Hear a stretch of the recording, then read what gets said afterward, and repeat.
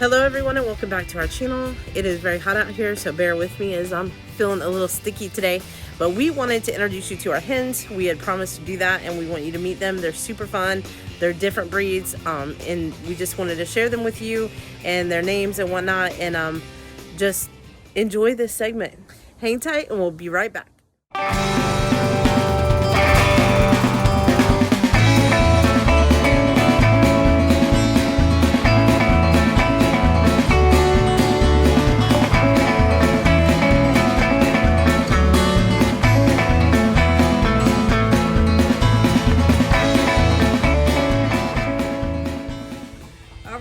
So now we have, this is our alpha lady of the pack.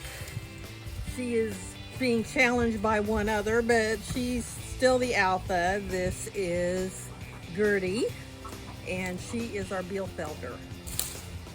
Great dual purpose, but history of their breed are known to be good layers. So she lays light brown eggs.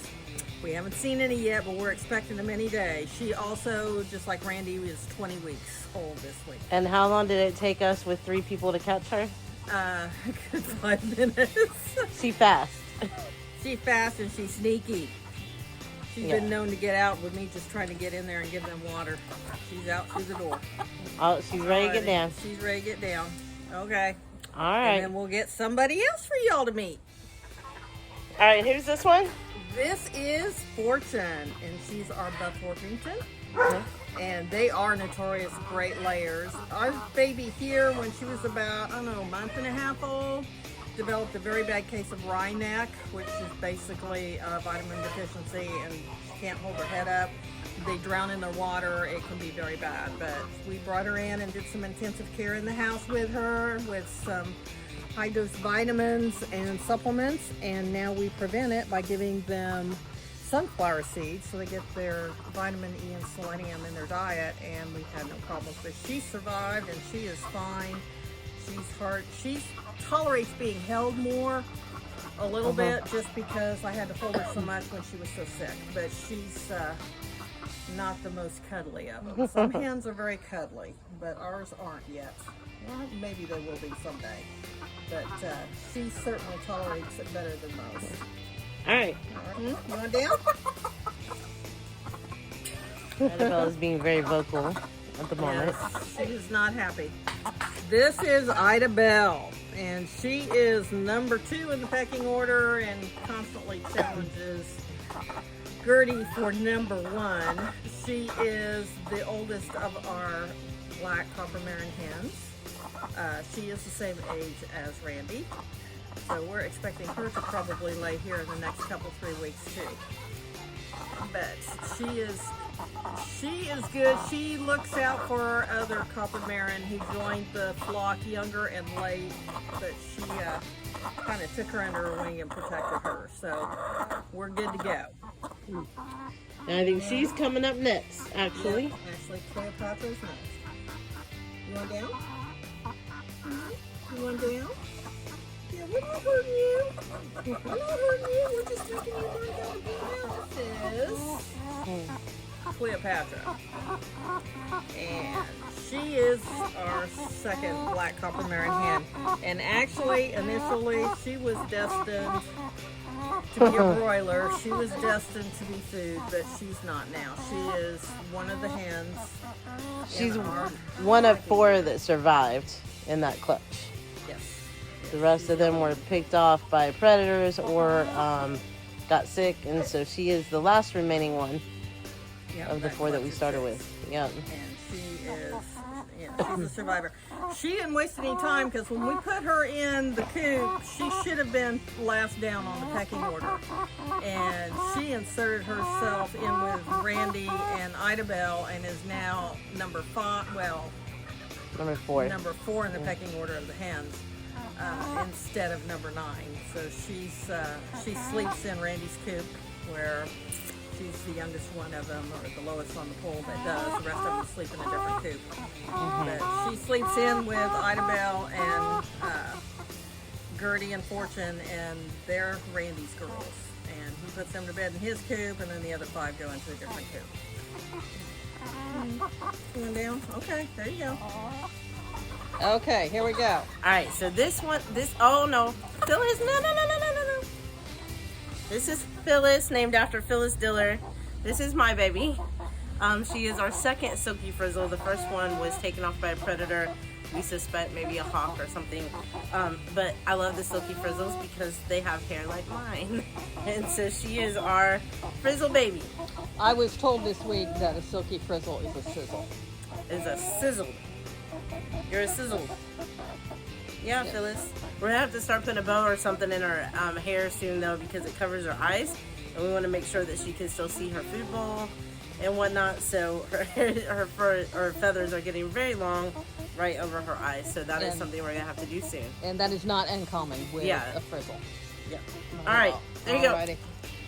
And she's off. Hey, honey. Honey bunny. How's your feathers? You can probably a little ruffle. Oh yeah, watch her wings. How's your wings, bird? Yeah. Alrighty. Okay, this is Honey. Because of her pretty honey coloring. She is supposed to be an Easter egger, and if she is, she could be laying any day. We got her along with our 2 sapphire gems and another Easter egger from Tractor Supply. They were supposed to be 2 days old. We think they were at least 2 weeks because they were already trying to fly and already had feathers. So we're just kind of guessing at they're probably around 16 weeks, which is when the blue sapphires and the Easter eggers start laying. So we expect all of these guys to start giving us eggs soon. But yeah, this is... All right, there you go. Alrighty, this is Sapphire. And she's one of our sapphire gems. She'll give us some brown eggs here pretty soon. She's supposedly the same age as our Easter eggers. And they're supposed to lay all winter too, right? Right. They're supposed to lay year round. They have anywhere from a gray to lavender color feathers.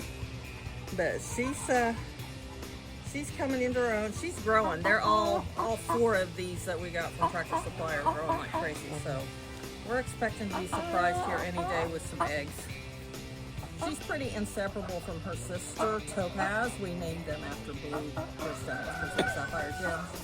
And so we'll have her out here in a minute.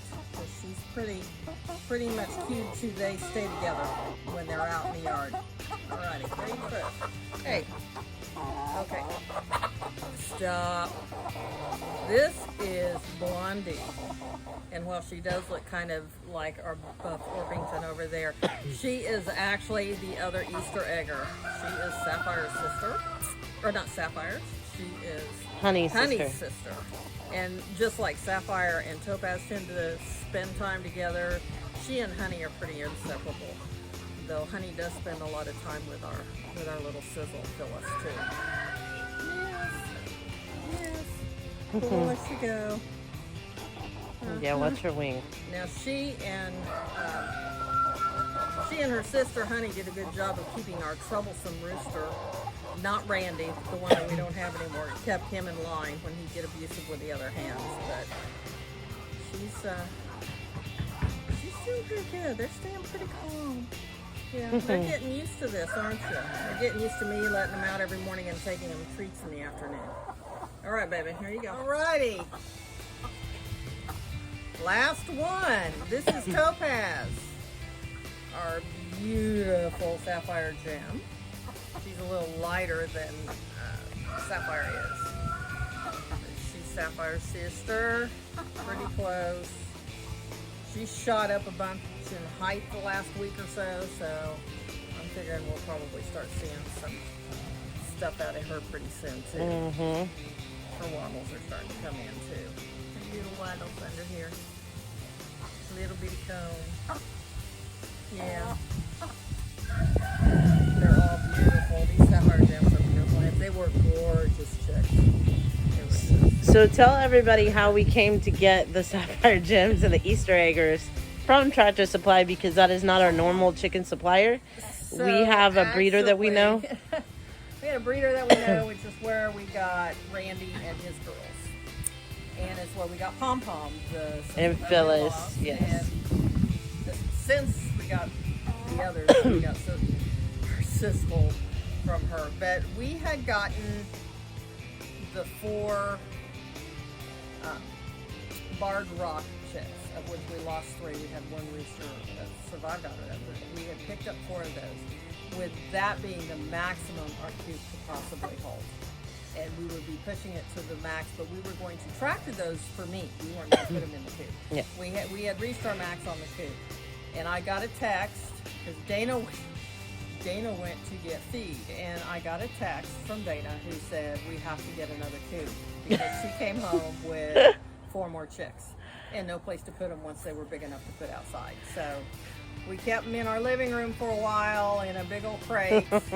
Then we had them in 2 crates because they were too big to leave in one trying to fly. So then we got the doghouse to make into another coop. But was it a good decision to go ahead and get them? Excellent decision. Yes. These are my babies now. Yes. These are my babies. You know. And very soon we'll have eggs through the winter with them because they tend to lay every day, even when it's cold. Yep, they do. Yep. The only thing that would slow us down on that would probably be molting. Mm-hmm. The sapphire hens, because when they molt, they lose a lot of feathers. It's normal for them to do that, but they do stop egg production for 6 to 12 weeks, and well, about 6 weeks. But then it can take them like 6 to 12 weeks to get the feathers back. Right. And we're getting close to that time as it cools down. But they're so young, I'm not sure we will Yeah. this season, but we definitely will by spring probably see them molt. I'm hoping we get good laying before we see them molt, because that'll just delay everything, maybe even till spring for some of them. Right. All right, Topaz, you ready to get down? Yeah. She's like, You yeah, called let her me name? free, let me free. You called her name? All right, guys, so those are our beautiful hens that we introduced you to. We have all different breeds. Just a recap, we have 1 BF Elder, 1 Buff Orpington, 2 Black Copper Marins that are 2 different ages. We have 2 Sapphire Gems, 2 Easter Eggers, and 1 Silky Frizzle. And then we have our rooster, who is also Black Copper Marin. Those are dual purpose chickens that we're planning to breed for meat as well as eggs. And that's the beauty of raising chickens. They're all different. They're all unique. Their personalities are different. How they can handle being handled is different. But they're a lot of fun to watch. They're very entertaining, especially when we're trying to catch them. It's kind of funny chasing them around the yard and whatnot. So, but they are productive, and I encourage you, it doesn't take a lot of space to raise 3 chickens. You don't have to have a rooster to have eggs. Roosters are good because they protect your chickens from hawks and whatnot, but it is not essential that you have a rooster. You can have hens and it will still produce eggs. And I encourage you, if you can get a couple chickens and they're minimal care, minimal feed, they're just really easy to take care of, maintain, and grow. So consider that if you're looking into urban homesteading. Most places will allow you to have hens.